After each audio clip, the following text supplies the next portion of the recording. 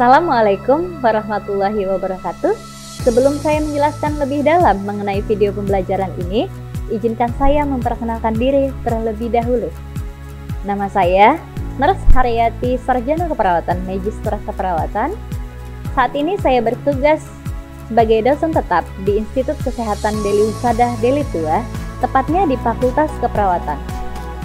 Latar belakang pendidikan saya S1 Keperawatan dari Universitas Sumatera Utara. Kemudian saya melanjutkan profesi nurse di universitas yang sama yang lulus pada tahun 2016. Kemudian saya melanjutkan S2 Magister Keperawatan di Fakultas Keperawatan Universitas Sumatera Utara dan menyelesaikan studi saya di tahun 2019. Saat ini saya mengajar pada program studi D3 Keperawatan Fakultas Keperawatan Institut Kesehatan Deli Husadah Deli Tua. Salah satu mata kuliah saya yaitu Keperawatan Medikal Bedah 1. Dalam video ini, saya akan membawakan video pembelajaran Keperawatan Medikal Bedah 1. Mata kuliah ini adalah mata kuliah wajib yang diberikan pada mahasiswa D3 Keperawatan dengan beban 3 SKS, teori, dan 16 kali pertemuan selama 1 semester. Keperawatan Medikal Bedah 1 membahas tentang masalah kesehatan yang lazim terjadi pada usia dewasa, baik yang bersifat akut maupun kronik, yang meliputi gangguan kebutuhan aktivitas patologis pada sistem respirasi, kardiovaskuler, dan hematologi. Gangguan kebutuhan suhu tubuh akibat patologis pada sistem respirasi, kardiovaskuler, dan hematologi. Gangguan kebutuhan rasa nyaman akibat patologis sistem respirasi, kardiovaskuler, dan hematologi. Capaian pembelajaran yang dibebankan pada mata kuliah ini ada 6 poin, yaitu: yang pertama, melakukan simulasi asuhan keperawatan dengan kasus gangguan sistem respirasi, kardiovaskuler, dan hematologi pada klien dewasa dengan memperhatikan aspek legal etik. Yang kedua, melakukan simulasi pendidikan kesehatan dengan kasus gangguan respirasi, kardiovaskuler, hematologi pada klien dewasa dengan memperlihatkan aspek legal etik. Yang ketiga, mengintegrasikan hasil penelitian tentang penata laksanaan gangguan pada pasien sistem respirasi, kardiovaskuler, dan hematologi. Yang keempat, melakukan simulasi asuhan keperawatan pada sekelompok klien dengan kasus gangguan respirasi, kardiovaskuler, dan hematologi pada klien dewasa dengan memperhatikan aspek legal etik. Yang kelima, menjalankan fungsi advokasi dengan gangguan sistem respirasi, kardiovaskuler, hematologi pada klien dewasa dengan memperhatikan aspek legal etik. Yang keenam, mendemonstrasikan intervensi keperawatan pada kasus gangguan sistem respirasi, hematologi, kardiovaskuler pada klien dewasa dengan memperhatikan aspek legal etik. Adapun pokok bahasan yang akan dibahas pada selama 1 semester ini yaitu: 1. Konsep sistem respirasi. Yang kedua, asuhan keperawatan pada pasien dengan gangguan sistem respirasi. Yang ketiga, bedah kasus sistem respirasi. Yang keempat, proses keperawatan pemenuhan dengan gangguan kebutuhan oksigen akibat patologis sistem respirasi. Yang kelima, konsep gangguan sistem kardiovaskuler. Yang keenam, asuhan keperawatan pada pasien dengan gangguan sistem kardiovaskuler. Yang ketujuh, bedah studi kasus sistem kardiovaskuler. Yang kedelapan, proses keperawatan pemenuhan gangguan kebutuhan sirkulasi akibat patologis sistem kardiovaskuler. Yang kesembilan, konsep gangguan sistem hematologi. Yang ke-10, asuhan keperawatan pada pasien dengan gangguan sistem hematologi. Yang ke-11, bedah kasus sistem hematologi yang ke-12, proses keperawatan pemenuhan dengan gangguan kebutuhan sirkulasi pada pasien akibat gangguan sistem hematologi. Kemudian, selama saya mengajar, saya menggunakan beberapa buku acuan yang saya jadikan pedoman dalam pengambilan pustaka. Yang pertama, Hinkle and Kraefel, Brunner and Sudan, Textbook of Medical Surgical Nursing.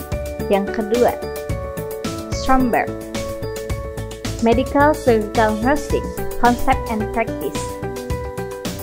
Yang ketiga, Standar Diagnosa Keperawatan Indonesia. Yang keempat, Standar Luaran Keperawatan Indonesia. Yang kelima, Standar Intervensi Keperawatan Indonesia. Poin-poin yang sudah saya sebutkan di atas semua tertuang dalam RPS yang sudah saya siapkan untuk 1 semester pada mata kuliah Keperawatan Medikal Bedah 1. Dan RPS ini saya sampaikan kepada mahasiswa di pertemuan pertama perkuliahan. Selain itu, kontrak perkuliahan juga menjadi catatan penting yang selalu saya sampaikan di pertemuan pertama. Karena dalam kontrak perkuliahan tercantum semua peraturan yang berisi di kelas, mulai dari kehadiran, peraturan selama perkuliahan, penugasan, dan penilaian. Kemudian, untuk pembelajaran saya menerapkan konsep DIA, Delivery, Interaction, and Assessment. Selama perkuliahan, penyampaian materi atau delivery yang dilakukan di kelas saya upayakan menarik dan interaktif. Saya menggunakan metode belajar yang dapat mendukung perkuliahan. Beberapa metode yang saya gunakan seperti ceramah, diskusi kelompok, kolaborasi, learning and problem-based learning. Selain itu, penggunaan media belajar yang difasilitasi oleh institusi juga sangat menunjang perkuliahan, seperti LCD, proyektor yang saya gunakan untuk menampilkan slide PowerPoint. Slide PowerPoint yang saya buat tidak terlalu panjang dan tidak terlalu singkat. Slide tersebut mencakup poin-poin penting yang akan saya sampaikan. Selain itu, penggunaan speaker dan mikrofon juga menjadi media yang bermanfaat. Karena dengan menggunakan mikrofon, suara saya lebih terdengar jelas dan mampu menjangkau seluruh ruang kelas. Kemudian, untuk interaksi di kelas, saya selalu melakukan komunikasi 2 arah dengan mahasiswa. Tidak hanya saya yang selalu berbicara di kelas, terkadang saya juga menanyakan pendapat mahasiswa tentang suatu kasus atau masalah. Kemudian, saya juga membuat diskusi kelompok di kelas dan tiap kelompok harus mempresentasikan hasil kerja kelompoknya. Sehingga, mahasiswa akan belajar untuk berbicara di depan kelas dengan lugas dan tegas. Kemudian, saya juga memberikan kesempatan bertanya pada mahasiswa apabila ada yang tidak dipahami atau dimengerti tentang materi yang saya jelaskan. Untuk penilaian atau assessment, saya lakukan berdasarkan penilaian dari aspek tugas, ujian tengah semester, dan ujian akhir semester. Ketiga nilai ini akan dijadikan menjadi nilai akhir. Penugasan dilakukan rutin di kelas, bisa dalam bentuk kuis, pre-test, post-test, ataupun penugasan mandiri maupun kelompok. Untuk kuis di kelas, saya memanfaatkan aplikasi-aplikasi yang banyak di internet dan dapat memudahkan dalam pelaksanaan seperti menggunakan Google Form. Untuk UTS dilakukan terjadwal dan tertulis. Soal yang digunakan bisa dalam bentuk esai ataupun pilihan berganda. Sementara untuk UAS dilakukan secara CBT ataupun Computer Based Test. Demikianlah penjelasan saya mengenai keperawatan medikal bedah 1. Selanjutnya, mari kita saksikan perkuliahan di kelas dengan materi asuhan keperawatan pada pasien dengan hipertensi di pertemuan ke-9.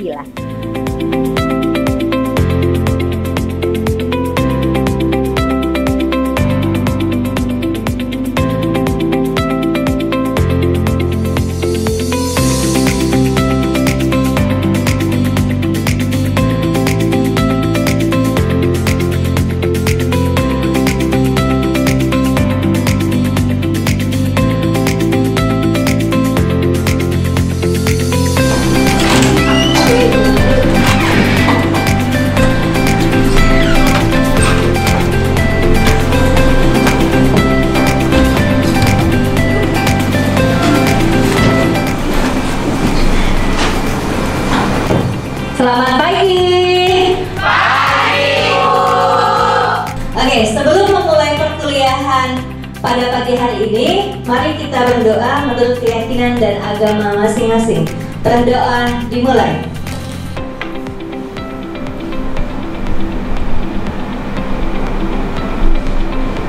Berdoa selesai. Pesan saya untuk adik-adik semua, belajar itu memang melelahkan.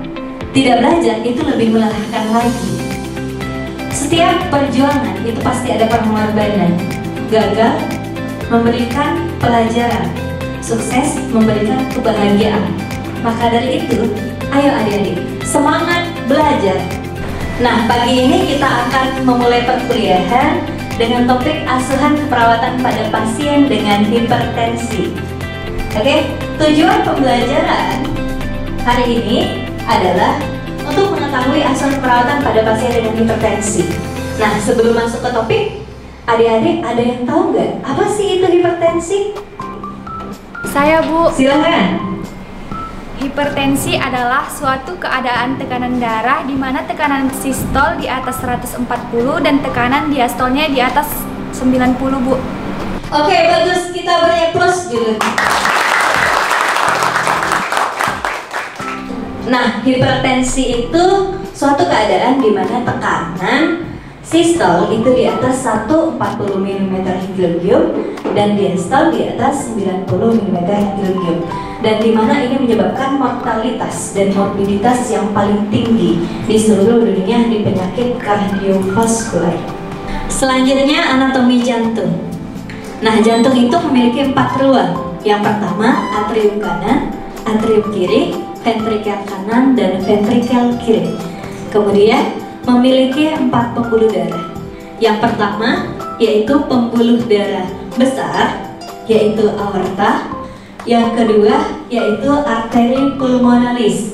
Kemudian vena cava superior dan vena cava inferior. Kemudian vena pulmonalis. Dan jantung juga memiliki 4 katup, yaitu katup aorta, katup mitral, katup pulmonal, dan katup bikuspidalismus. Selanjutnya etiologi. Etiologi ini ada 4, yaitu ada genetik, kemudian ada stres. Jadi orang yang terlalu banyak kerja juga menyebabkan hipertensi. Kemudian obesitas, orang yang kegemukan. Kemudian elastisitas pembuluh darah. Ini biasa terjadi pada aterosklerosis. Manifestasi klinis. Nah, tanda dan gejala pada pasien hipertensi biasanya banyak mengalami sakit kepala, gelisah, palpitasi, ataupun jantung berdebar-debar, kemudian penglihatan mata kabur, mudah lelah, dan kaku leher. Selanjutnya, komplikasi hipertensi. Nah, bisa menyebabkan gagal jantung apabila hipertensinya sudah parah. Kemudian bisa menyebabkan gagal ginjal, bisa menyebabkan stroke karena tekanan darahnya terlalu tinggi, maka bisa menyebabkan pecah pembuluh darah. Kemudian perdarahan pada retina. Nah, patofisiologinya ini apa sih? Nah, ini dia. Di bagian ini dijelaskan bagaimana bisa terjadi hipertensi kemudian lengkap dengan masalah keperawatannya. Nah, ini dia klasifikasi hipertensi. Nah, dikategorikan Optimal itu apa sih? Apabila tekanan darahnya itu kurang dari 120 sistolnya dan diastolnya kurang dari 80. Itu posisi optimal. Kemudian posisi normal itu apabila tekanan sistolnya itu antara 120 ke 129. Kalau diastolnya ke 80, dari 80 ke 84. Kemudian kategori normal tapi tinggi. Normal tapi yang tinggi itu apabila sistolnya 130 sampai 139, diastolnya 85 sampai 89. Nah, kemudian masuk ke hipertensi. Dikatakan hipertensi ringan apabila tekanan sistolnya itu 140 sampai 159. Kemudian diastolnya itu 90 sampai 99. Dikatakan hipertensi sedang apabila tekanan sistolnya 160 sampai 179 dan diastolnya 100 sampai 109. Dikatakan hipertensi berat apabila sistolnya itu 180 ke 209, diastolnya yaitu 100 ke 119. Nah, dikatakan hipertensi sangat berat apabila tekanan darahnya yaitu sistolnya lebih dari 210 dan diastolnya lebih dari 120. Nah, kemudian pemeriksaan penunjang. Pemeriksaan penunjang yang bisa dilakukan yaitu laboratorium, EKG, dan Ronsen. Kalau misalnya cek laboratorium, yang bisa dilihat yaitu kadar albuminnya di dalam urin, kemudian kreatinin serum, kemudian darah perifer, dan kimia darah. Kemudian EKG-nya, ini dia gambaran EKG-nya apabila pasiennya itu dengan hipertensi. Setelah itu ronsen. Kalau ronsen, yang dilihat yaitu bentuk dan ukuran daripada jantung. Kemudian hipertrofi parenkim ginjal dan hipertrofi vaskulernya ginjal. Sebelum Ibu lanjut ke slide berikutnya, Ibu mau nanya nih, tekanan darah dikatakan normal apabila tekanan sistolnya 120 sampai 129. Iya, benar. Normalnya sistolnya 120 sampai 129. Jika diastolnya berapa? 80 sampai 84. Iya, benar. Diastolnya 80 sampai 84. Dikatakan hipertensi ringan apabila tekanan sistolnya 140 sampai 159. 140 sampai 100. Oke.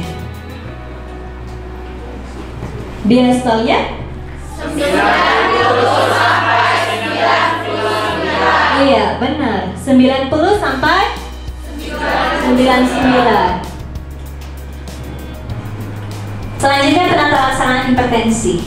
Penata laksanaan hipertensi bisa dilakukan secara farmakologi dan non-farmakologi.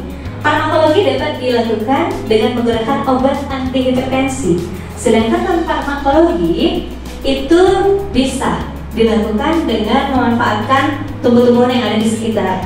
Contohnya dengan menggunakan wortel dicampur dengan madu dan menggunakan mengkudu. Nah, ini merupakan salah satu daripada penelitian dari PKM saya. Nah, wortel mengandung kalium yang tinggi yang dapat menurunkan tekanan darah dan juga mengandung senyawa fenolik yang dapat mengurangi peradangan serta menurunkan pembuluh darah. Sedangkan mengkudu itu mengandung zat yang namanya scopolen yang berfungsi mengatur tekanan darah. Jadi wortel madu kemudian mengkudu itu bisa menurunkan hipertensi. Selanjutnya proses keperawatan. Ini asal perawatan pada pasien hipertensi. Tahapannya ada 5, yaitu yang pertama pengkajian, yang kedua diagnosa, yang ketiga perencanaan, yang keempat implementasi, yang kelima evaluasi.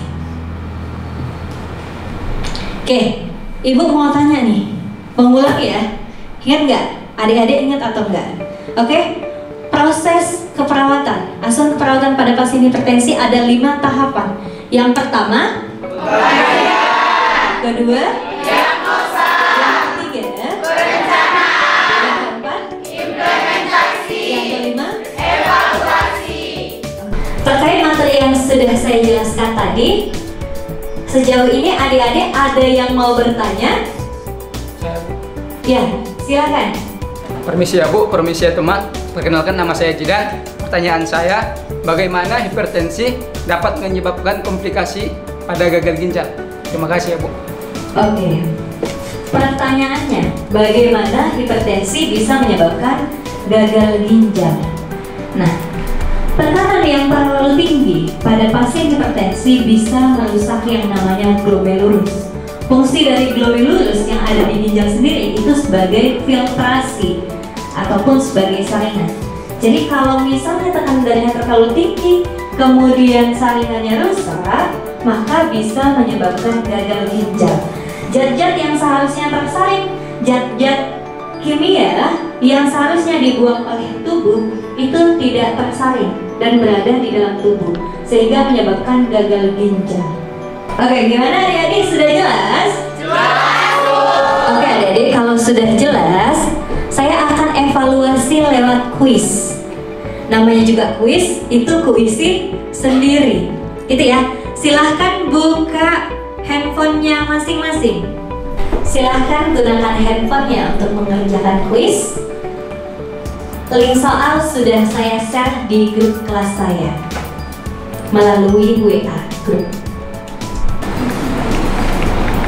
Adik-adik silahkan kerjakan kuisnya sebanyak 5 soal dalam waktu 5 menit. Jadi dalam satu soal itu ada 1 menit. Silahkan dimulai dari sekarang. Oke, waktu habis.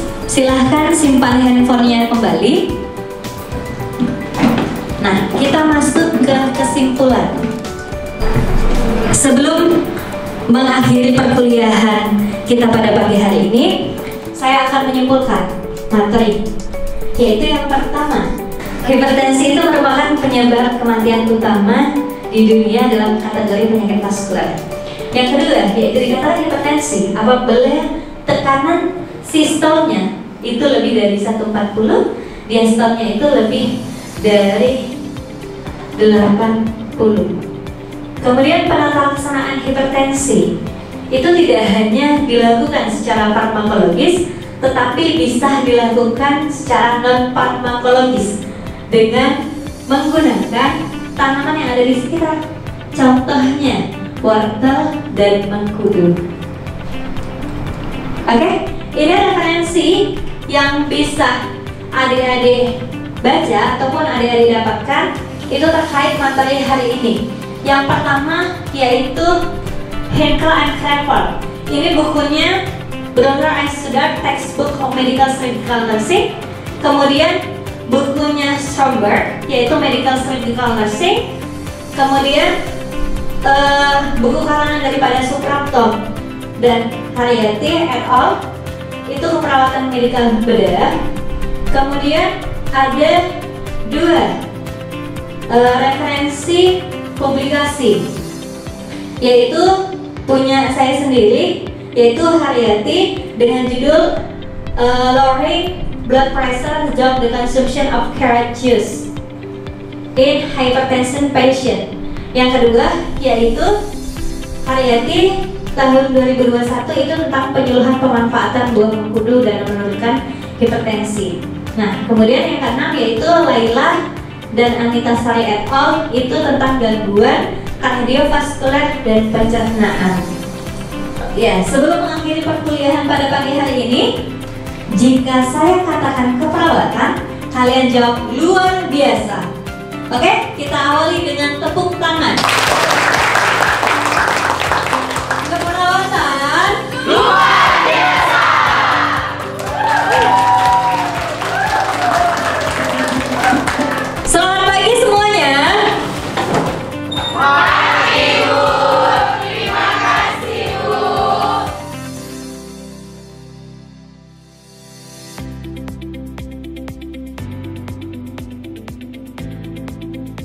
Demikian video pembelajaran saya di kelas mata kuliah keperawatan medikal bedah 1 dengan materi asuhan keperawatan pada pasien dengan hipertensi.